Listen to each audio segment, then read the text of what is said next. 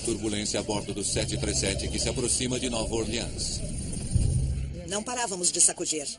Uma tempestade violenta pegou os pilotos de surpresa. Mayday, TACA 110. Estamos numa tempestade. É o equivalente à explosão de uma bomba atômica.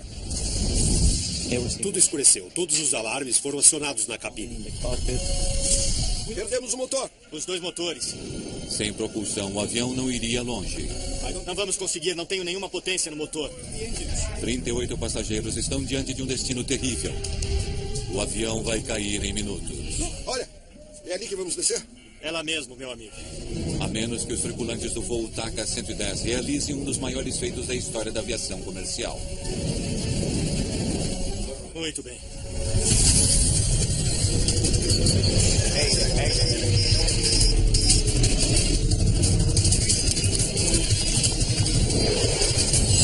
Mayday, desastres aéreos. Esta é uma história real baseada em relatos oficiais e depoimentos de testemunhas. Sem lugar para pousar. Um novíssimo Boeing 737 está atravessando uma tempestade de granizo 9.000 metros acima do Golfo do México. 24 de maio de 1988. Teremos um pouco de turbulência. A TACA Airlines é uma pequena empresa familiar sediada em El Salvador. O voo 110 da TACA partiu de Belize a menos de 2 horas, com destino a Nova Orleans.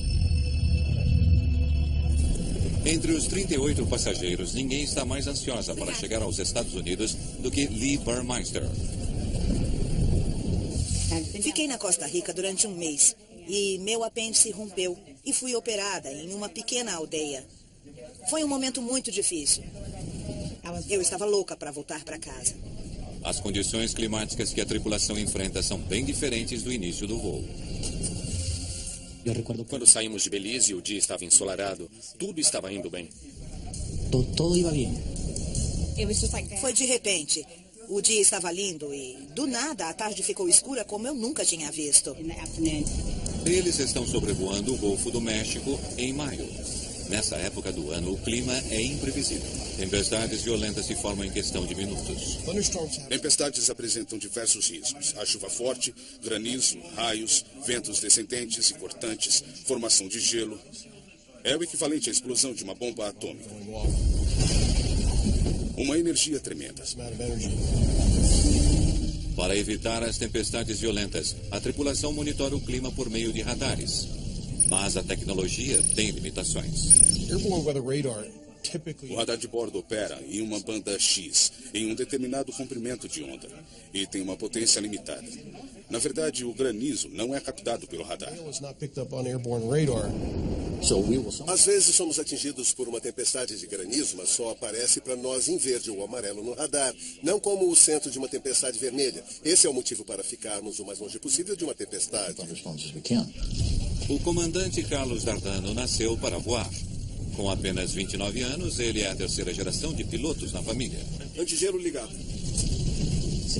Desde criança, eu sonhava em ser piloto e cresci no meio de aviões. Carlos teve de superar enormes obstáculos para poder pilotar. 6 anos antes, em 1982, ele pilotava para uma pequena empresa de aviação. Eu trabalhava com táxi aéreo pelo país.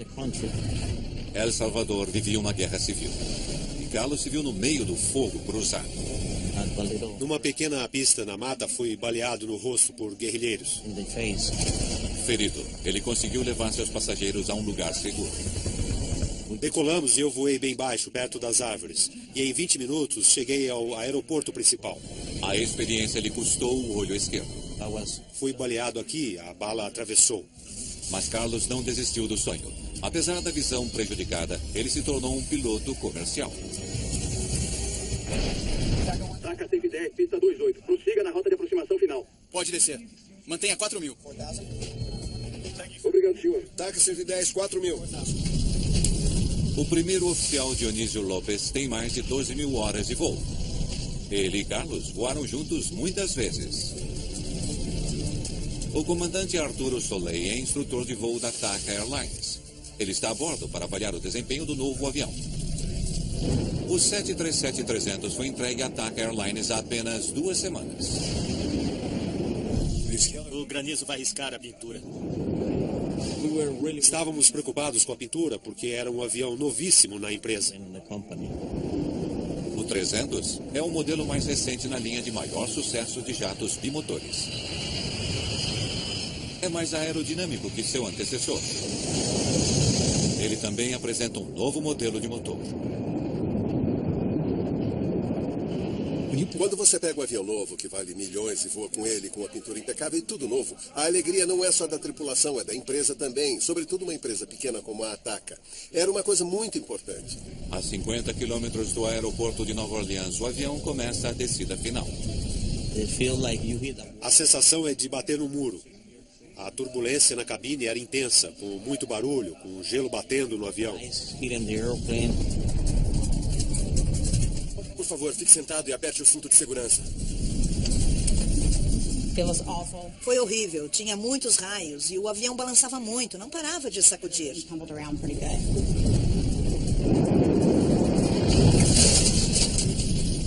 Peça aos comissários para irem aos seus assentos. Comissários, aos seus assentos. De repente, a menos de 5.000 metros do solo, o voo fica ainda mais assustador.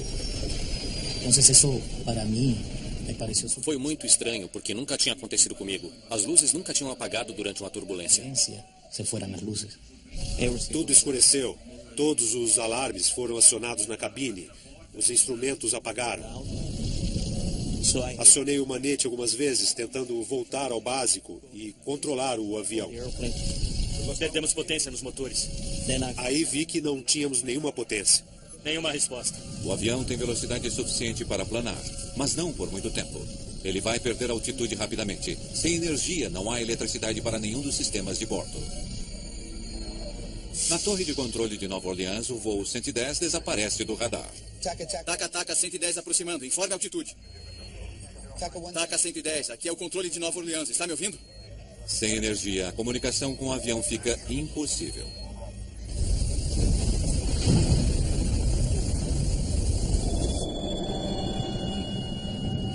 Silêncio total. Não havia sons do motor. Não havia luzes.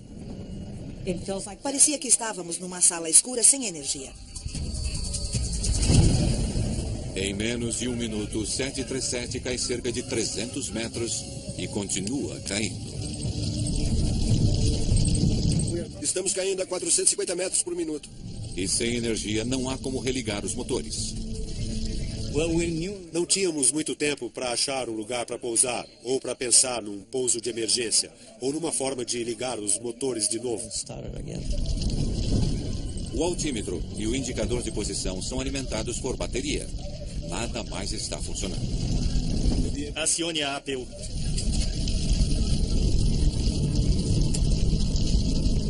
A APU, ou Unidade Auxiliar de Força, é um gerador reserva que fornece energia a sistemas vitais.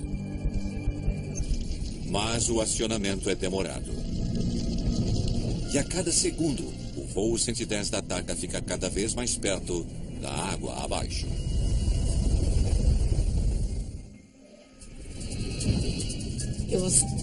Estava muito quieto. Dava para ouvir o granizo batendo no avião. Eu achava que era o fim. Íamos cair e aquele seria meu último dia. Lopes, olhe os indicadores. Sem a potência dos motores, o moderno jato se tornou um planador de 43 toneladas. Queríamos ligar a APU rapidamente porque estávamos planando no meio da tempestade, tentando recuperar a energia.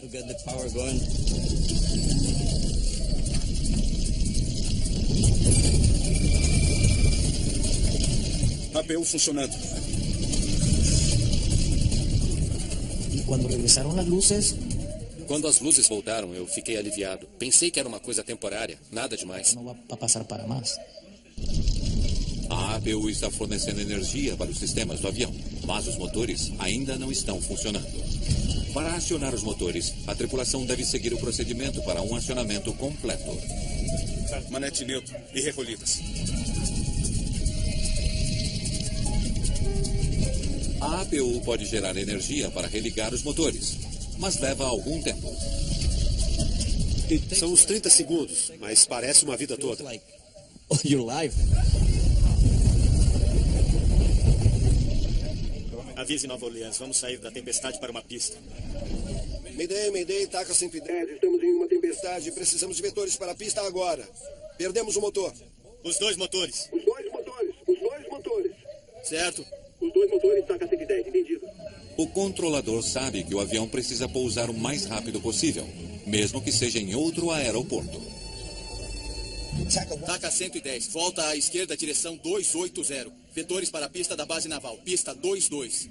O voo 110 está a 32 quilômetros de Nova Orleans. O avião tem melhores chances de pousar em uma base naval a 27 quilômetros de distância. Mas o avião não chegará a nenhum aeroporto se a tripulação não ligar os motores. 28, 29, 30, vai.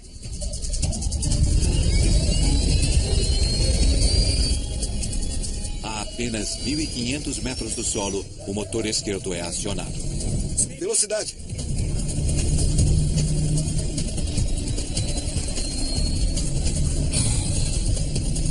Certo, bom trabalho. Comecem a trabalhar no outro. O avião pode voar com apenas um motor, mas seria mais seguro ter os dois, sobretudo no mau tempo. Peça um vetor de volta a Nova Orleans. Certo, temos um motor. Requisitando vetores para Nova Orleans. TACA 110, voe na direção 290. Vetor contornando a tempestade à sua direita. Enquanto isso, o comandante Soleil trabalha no acionamento do segundo motor. Lá vai o outro e o outro tá ligado. Velocidade. Muito bem. Agora tem os dois. Com os dois motores ligados, a crise parece ter acabado.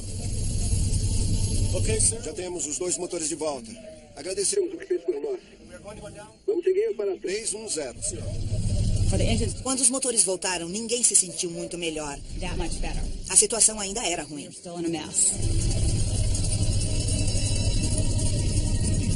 Olha, não sinto nenhuma potência. Por que não sinto nenhuma potência? Alguma coisa está errada. Os motores parecem estar funcionando, mas não fornecem nenhum empuxo. A coisa não funciona. Então, os indicadores mostram superaquecimento dos motores. Eles estão queimando por dentro. O risco de um incêndio catastrófico não deixa escolha ao comandante. Ele deve fazer o que nenhum piloto quer fazer: desligar de vez os dois motores. Mais uma vez, o avião está sem potência e caindo rápido. Sabíamos que não havia nenhuma chance de religar os motores. Tínhamos que procurar um lugar para pousar. O avião está rapidamente chegando a 900 metros. Nesse ritmo de queda, ele não chegará a Nova Orleans. Tudo bem. Onde vamos descer essa coisa? A visibilidade começa a melhorar quando o avião ultrapassa as nuvens da tempestade. Mas continua chovendo e Carlos tem menos de 3 minutos para achar um local para pousar. Eu só via terreno pantanoso por toda parte. Nova Orleans é cercada por canais e lagos. A cidade é protegida por um sistema de diques, barreiras artificiais feitas para evitar inundações. Não é um lugar para tentar pousar um 737. Estamos sem potência nos motores. TACA 110. Vou enviá-los para o aeroporto de Lakefront. Vocês estão a 18 quilômetros de lá. Não vamos conseguir. Não tenho nenhuma potência. Nos motores. Vamos ter que descer. É uma emergência. Temos que De decidir. onde colocar esta coisa? TACA 110, Você tem referência visual do solo no momento? Sim, tem. TACA 110, tem uma estrada diretamente à frente a 11 quilômetros. Vamos ver onde está. O pouso em uma estrada pode ser a única opção. Era uma possibilidade, mas estradas são cheias de carros. Eu não ia pousar na estrada e matar muita gente. Não era uma opção para mim. 11 anos antes, um voo da Southern Airways com uma emergência semelhante foi obrigado a pousar em uma estrada na Geórgia. O pouso forçado matou 9 pessoas no solo e 63 a bordo do avião. Acho que não vamos conseguir chegar lá. Estão a 10 quilômetros de Lakefront. Conseguem chegar lá? Não, estamos a 600 metros e perdendo altitude. A tripulação tem uma única opção. Vamos ter que fazer um mergulho aqui. Eles precisam arriscar e pousar na água. TACA 110, entendido. Faça o que for preciso. Essa foi a última comunicação com a torre. Estávamos a 450 metros quando isso aconteceu. Aqui é a torre de Nova Orleans. Temos um 737 pousando na água. 45 pessoas a bordo. A guarda costeira foi imediatamente acionada. Carlos pretende pousar o avião no canal diretamente à frente dele. Tudo bem. Ali. Vá com cuidado.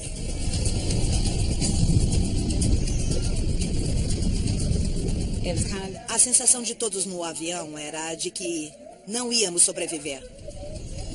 Sentíamos a morte chegando. Era isso. Desculpa, o que está acontecendo? Lamento, mas não tenho informações no momento. O jeito do comissário, eu nem precisava ouvir o que estava dizendo. Dava para sentir o desespero. O 737 só poderá ficar no ar por mais 1 minuto. Quando procurava um lugar seguro para pousar no canal, Carlos encontra outra opção. Olha, aquele dique ali. E então, Lopes viu o dique paralelo ao canal onde íamos descer. Consegue descer na grama? Sim, chefe. O dique é muito mais curto e mais estreito que uma pista, mas parece mais seguro que a água. É para onde vamos? É lá mesmo, meu amigo. Eles terão de agir rápido para chegar lá. Prepare a cabine. Não há tempo para sentir medo. Por isso, não posso dizer que eu fiquei com medo. Tinha que preparar a cabine. Ponham a cabeça entre os joelhos e segurem os tornozelos. Fiquei na posição de choque e foi muito difícil para mim porque eu tinha sido operada. Você está brincando? E eu tinha pontos no meio do estômago. Eu tenho pontos da operação. Os passageiros têm poucos segundos para se preparar. Os passageiros tinham que tirar os sapatos, as joias, tinham que pôr os sapatos debaixo do assento da frente. Todos os procedimentos de emergência. O controle de tráfego aéreo não tem mais o 737 no radar. O controlador pede que outros aviões o localizem. 6 Tequila Alpha. Se puder secar a leste De sua posição a cerca de 5 quilômetros, perdemos uma aeronave na região, um 737. Me diga o que vê. Entendido. Tequila Alpha 26, verei o que posso fazer.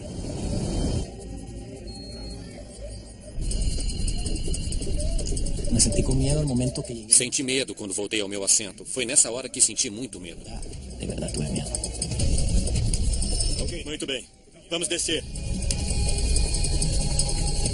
Certo. Mas o comandante Dardano ainda está voando na direção da água. O dique estava paralelo, à minha direita. Para conseguir pousar no dique, ele precisa fazer uma correção de curso repentina e dramática. Isso requer uma manobra conhecida como derrapagem. Precisávamos fazer uma pequena correção para ficar em posição para fazer um pouso perfeito. É um movimento para aviões pequenos e planadores, não para um Boeing 737 de 43 toneladas. Mas é um risco que ele tem de correr. Vamos lá. Eu rezei. Não acreditava no que estava acontecendo. Apenas 210 metros separam o avião do solo. Sem os motores, os pilotos não contam com os reversores de empuxo para reduzir a velocidade no solo. Carlos tem outro desafio. Com apenas um olho, ele não consegue avaliar a profundidade ao se aproximar da faixa de grama estreita e molhada. Meu Deus, meu Deus. Eu estava esperando uma explosão do avião. Esperava uma tragédia. E me despedi mentalmente da minha família. É agora. Há um muro alto de concreto na frente do dique e uma elevação à esquerda. Talvez não haja espaço suficiente para pousar. Cuidado com a asa esquerda. Estou vendo. Vamos lá. Está nas minhas mãos. Está comigo.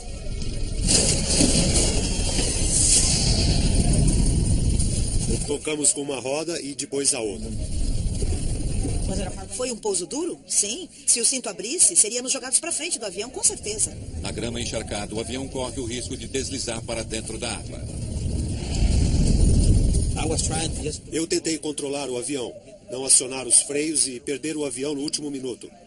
Os spoilers foram acionados e eu só pensava, conseguimos.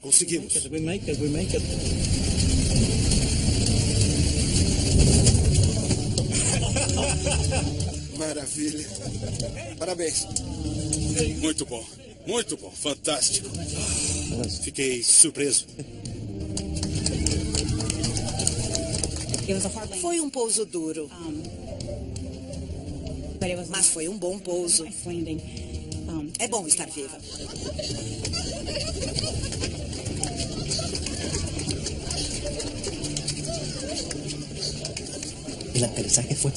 O pouso foi espetacular.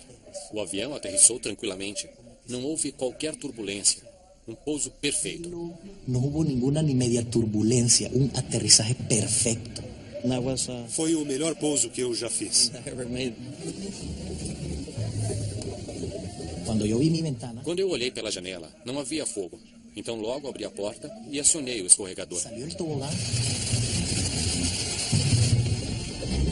Depressa, para a saída mais próxima. Disseram para sair do avião que o avião ia explodir. O controle de Nova Orleans não faz ideia do que aconteceu ao voo 110 da TACA. Outra aeronave passa a informação à torre. Tequila Alfa 26, está tudo bem. Parece que ele fez um bom trabalho. Ele conseguiu. Não vai acreditar onde estão.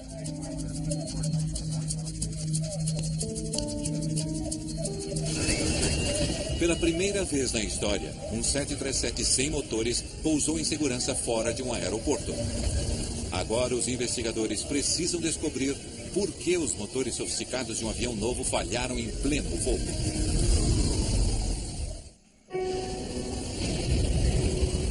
Os pilotos chamam esse evento de pouso sem motor. O terreno onde o voo 110 pousou pertence à NASA. Esta é a fábrica Michoud, onde são feitas peças para o ônibus espacial. A evacuação foi rápida. Saímos logo do avião. Descemos pelo escorregador. Estava no topo do dique e havia enfermeiras que estavam no avião. Elas olharam meus pontos e tudo mais. Não há feridos graves, só uma pessoa que fez uma cirurgia, mas ela está bem. Para onde iam? Nova Orleans. Logo chegou uma ambulância, me puseram na maca e levaram para o hospital.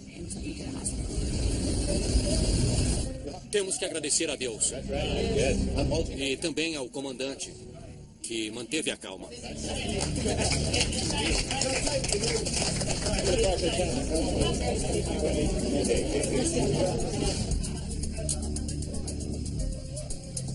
Aí uma coisa que não se vê todo dia.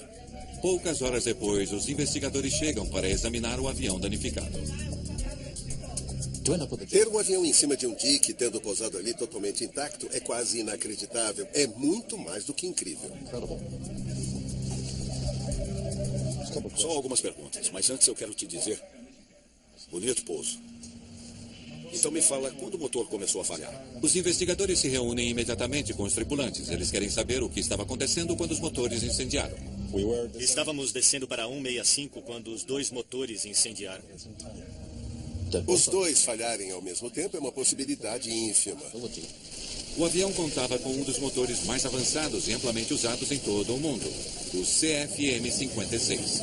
Além do Boeing 737, esse modelo é usado no Airbus e em aeronaves militares. O CFM-56 é uma maravilha da engenharia aeronáutica. Existem milhares deles por aí e quase nunca apresentam falhas. Mas 2 motores CFM-56 falharam em um único avião. Os investigadores querem muito saber o motivo. Nunca voei em uma tempestade tão forte. Eles voltam as atenções às condições climáticas. É muito raro um motor incendiar em voo. Por isso, as perguntas eram: o que poderia ter causado isso? Foi algum efeito ambiental, já que estavam voando no meio de chuva e granizo? Me fale da tempestade. O vento era muito forte, muita chuva e granizo. Mal dava para ver pela janela. Marcas na fuselagem revelam que o avião foi atingido por granizo de quase 2,5 centímetros de diâmetro. Se os granizos foram capazes de danificar a fuselagem do avião, os investigadores se perguntam se não teriam afetado também os motores. O motor a jato é composto de um sistema de ventilador e aletas. Um grande ventilador suga o ar para dentro do motor. Uma série de aletas comprimem o ar, que é misturado com combustível para ser inflamado, girando as turbinas no interior do motor. A primeira coisa que fazemos é localizar as peças. Depois olhamos a parte da frente e de trás do motor para ver se existe algum dano que possa explicar se alguma coisa entrou no motor ou se alguma coisa quebrou no motor. Para olhar o motor por dentro, é usado um boroscópio. Coloca-se uma pequena câmera na ponta de uma sonda para olhar a parte interna do motor e ver o que acontece ali. Nenhum dano visível ao compressor. Pode ir mais fundo. Vamos ver o que tem no centro. Mas as turbinas no interior do motor estão carbonizadas. As turbinas estão quase totalmente derretidas. Quando o motor superaquece, se o superaquecimento durar muito tempo, as aletas da turbina vão derreter. Quando veio o alerta de temperatura? Os motores superaqueceram assim que foram ligados. E com a turbina danificada pelo derretimento das aletas, o motor deixa de produzir empuxo. As turbinas derretidas não explicam por que os motores deixaram de funcionar no início. Por algum motivo, os motores do avião desligaram, foram religados e somente então queimaram.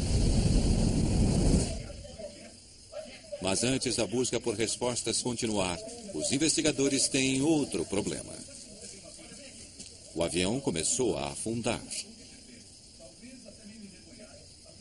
Não pode ficar aqui muito tempo. Talvez a NASA tenha alguma ideia. O dique não foi feito para suportar 43 mil quilos. Uma aeronave tem muito peso concentrado numa área muito pequena. Se deixar o avião ali por 2 ou 3 dias, ele vai ficar totalmente atolado. Quase não houve espaço para pousar no dique. Tirar o avião dali poderia ser ainda mais difícil. Há 3 formas de tirar o avião dali. A primeira é decolar, a segunda é desmontar e a terceira é colocar o avião numa barcaça. Mas não é tão fácil como parece. A desmontagem do avião poderia causar mais danos. Acha que consegue decolar? A decisão é tomada. Vão tentar decolar com o avião e levá-lo até Nova Orleans. O primeiro problema para poder decolar era ter os motores em condições confiáveis de uso, o que significava substituir o motor direito. Estava queimado, totalmente perdido. O motor esquerdo precisava ser consertado, mas daria para voar com ele.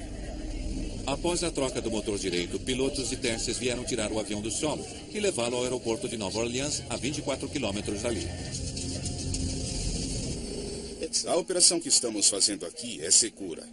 É possível acelerar até a velocidade de decolagem e, se decidirmos abortar, é possível parar a aeronave. Sem passageiros e com pouco combustível para não aumentar o peso, o avião alcança a velocidade de decolagem em apenas 365 metros. A investigação no local do pouso de emergência chega a um fim dramático.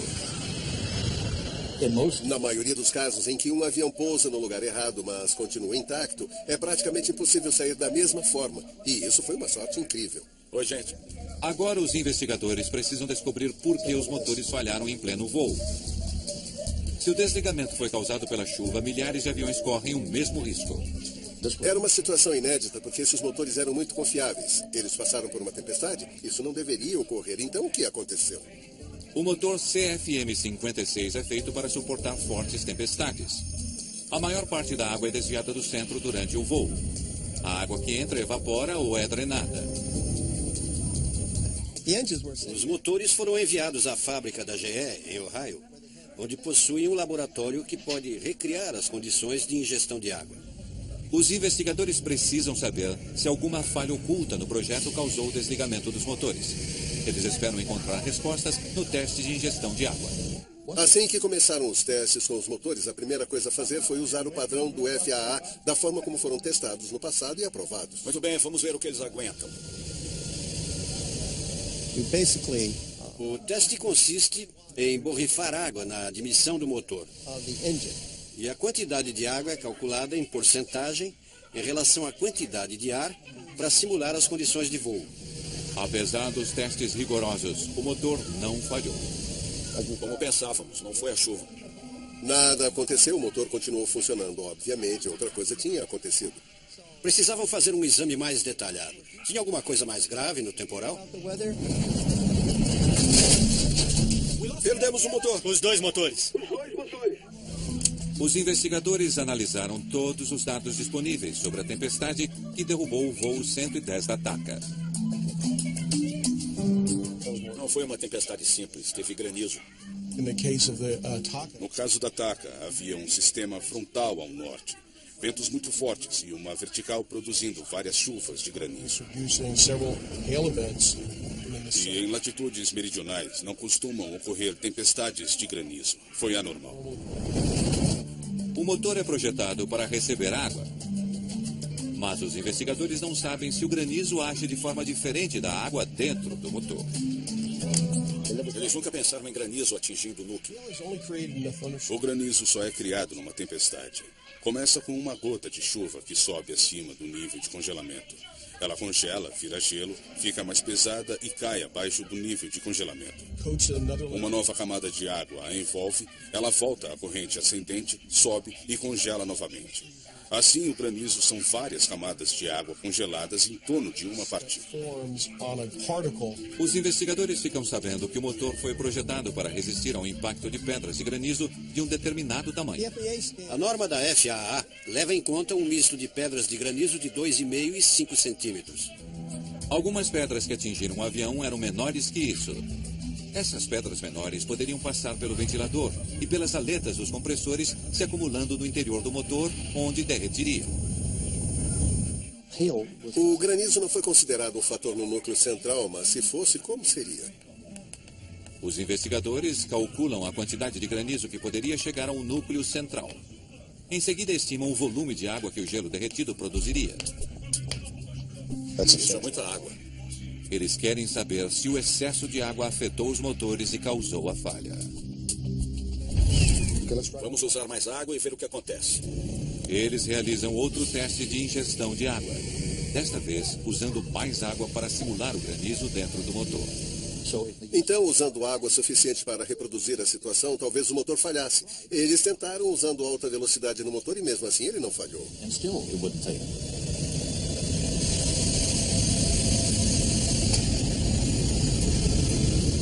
Onde estamos errando? Talvez fosse alguma coisa única na operação do motor em si que o fez perder potência. Os números do desempenho do motor registrados no gravador de dados de voo deram uma nova pista aos investigadores. Pouco antes da falha, a potência caiu a 35%.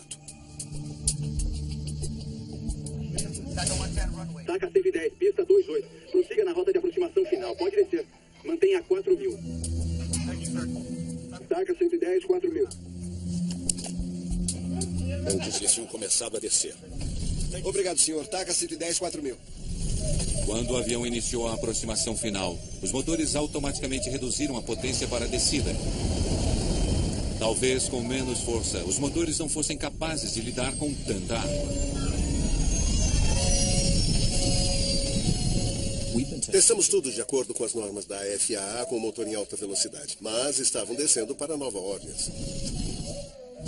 Os testes foram repetidos, desta vez com menos potência dos motores. Vamos ver o que acontece com a mesma quantidade de água, mas com os motores a 35%, tudo bem?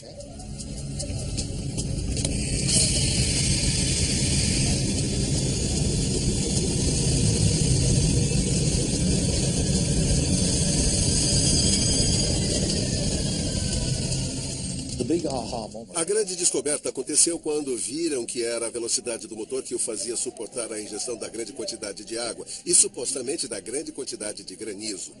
O problema aconteceu quando a potência foi reduzida. O motor não aguentou. Agora sabemos o que houve. Na hora errada. E esse teste deu um resultado totalmente diferente. Os investigadores descobriram por que o motor falhou. Isso mostrou algo que ninguém entendia na época, porque em todos os testes e em toda a lógica considerada, ninguém levou em conta a velocidade baixa do motor na descida.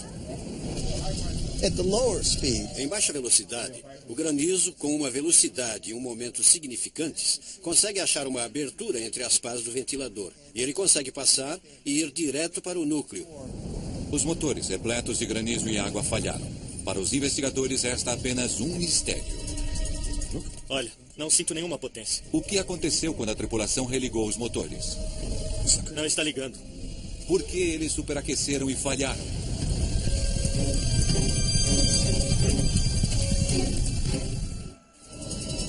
Quando os motores do 737 apagaram, a tripulação sabia que tinha de agir rapidamente. Perdemos potência nos motores. Para restaurar a potência dos motores, eles antes precisavam acionar a APU.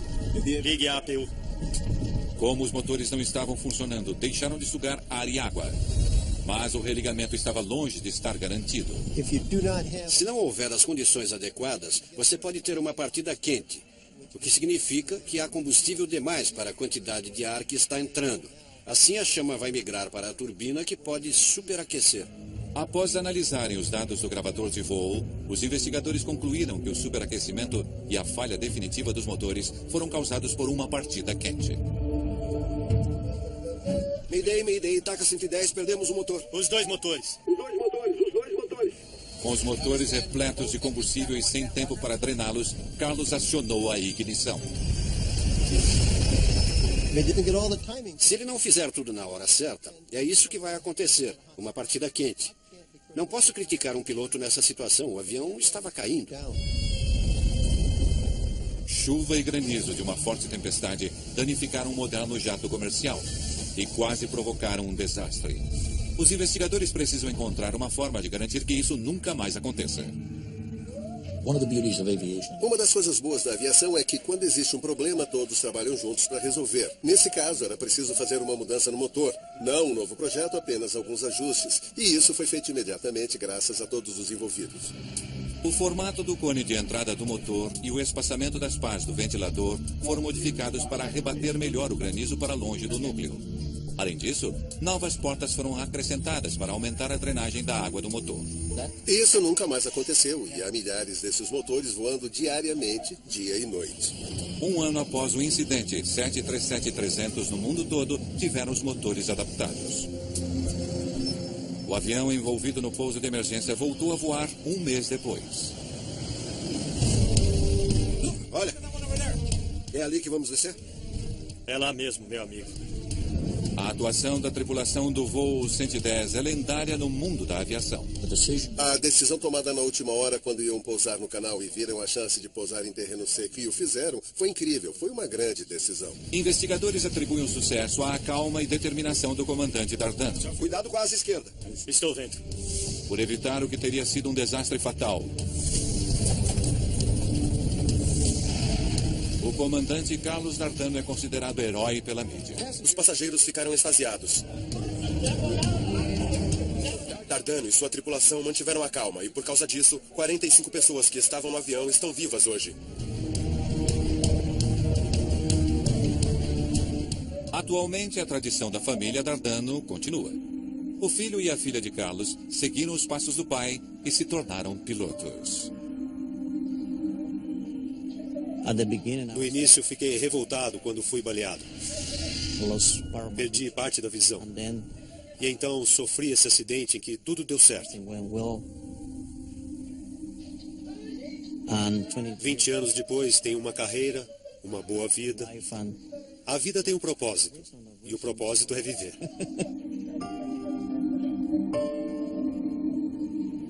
Versão Marshmallow São Paulo.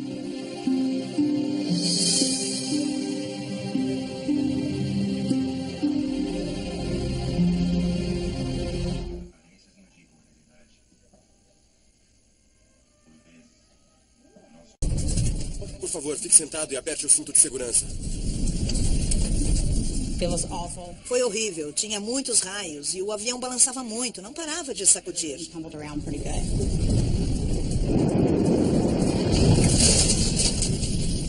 Peça aos comissários para irem aos seus assentos. Comissários, aos seus assentos. De repente, a menos de 5.000 metros do solo, o voo fica ainda mais assustador. Foi muito estranho, porque nunca tinha acontecido comigo. As luzes nunca tinham apagado durante uma turbulência. Tudo escureceu. Todos os alarmes foram acionados na cabine. Os instrumentos apagaram. Acionei o manete algumas vezes, tentando voltar ao básico e controlar o avião. Perdemos potência nos motores. Aí vi que não tínhamos nenhuma potência. Nenhuma resposta. O avião tem velocidade suficiente para planar, mas não por muito tempo. Ele vai perder altitude rapidamente. Sem energia, não há eletricidade para nenhum dos sistemas de bordo. Na torre de controle de Nova Orleans, o voo 110 desaparece do radar. Taca 110 aproximando. Informe a altitude. Taca 110. Aqui é o controle de Nova Orleans. Está me ouvindo? Sem energia, a comunicação com o avião fica impossível. Taca 110, pista 28. Prossiga na rota de aproximação final. Pode descer. Mantenha 4.000. Obrigado, senhor. Taca 110, 4.000. O primeiro oficial, Dionísio Lopes, tem mais de 12.000 horas de voo. Ele e Carlos voaram juntos muitas vezes. O comandante Arturo Soleil é instrutor de voo da TACA Airlines. Ele está a bordo para avaliar o desempenho do novo avião. O 737-300 foi entregue à TACA Airlines há apenas 2 semanas. O granizo vai riscar a pintura. Estávamos preocupados com a pintura porque era um avião novíssimo na empresa. O 300 é o modelo mais recente na linha de maior sucesso de jatos bimotores. É mais aerodinâmico que seu antecessor. Ele também apresenta um novo modelo de motor.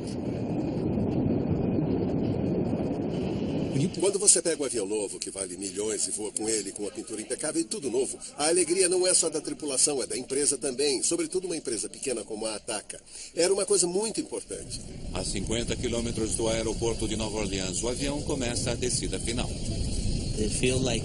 A sensação é de bater no muro. A turbulência na cabine era intensa, com muito barulho, com gelo batendo no avião. A turbulência a bordo do 737 que se aproxima de Nova Orleans. Não parávamos de sacudir. Uma tempestade violenta pegou os pilotos de surpresa. Mayday, taca 110. Estamos numa tempestade. É o equivalente à explosão de uma bomba atômica. Tudo escureceu. Todos os alarmes foram acionados na cabine. Perdemos o motor. Os 2 motores. Sem propulsão, o avião não iria longe. Não vamos conseguir, não tenho nenhuma potência no motor. 38 passageiros estão diante de um destino terrível.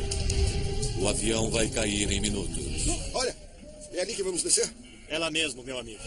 A menos que os tripulantes do voo TACA 110 realizem um dos maiores feitos da história da aviação comercial. Muito bem.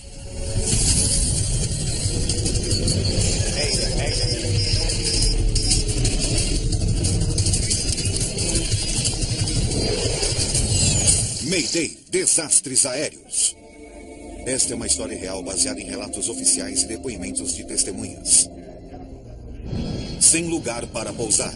Um novíssimo Boeing 737 está atravessando uma tempestade de granizo 9.000 metros acima do Golfo do México. 24 de maio de 1988. Teremos um pouco de turbulência. A TACA Airlines é uma pequena empresa. A bordo opera em uma banda X, em um determinado comprimento de onda, e tem uma potência limitada. Na verdade, o granizo não é captado pelo radar. Às vezes somos atingidos por uma tempestade de granizo, mas só aparece para nós em verde ou amarelo no radar, não como o centro de uma tempestade vermelha. Esse é o motivo para ficarmos o mais longe possível de uma tempestade. O comandante Carlos Dardano nasceu para voar. Com apenas 29 anos, ele é a terceira geração de pilotos na família. Antigelo ligado.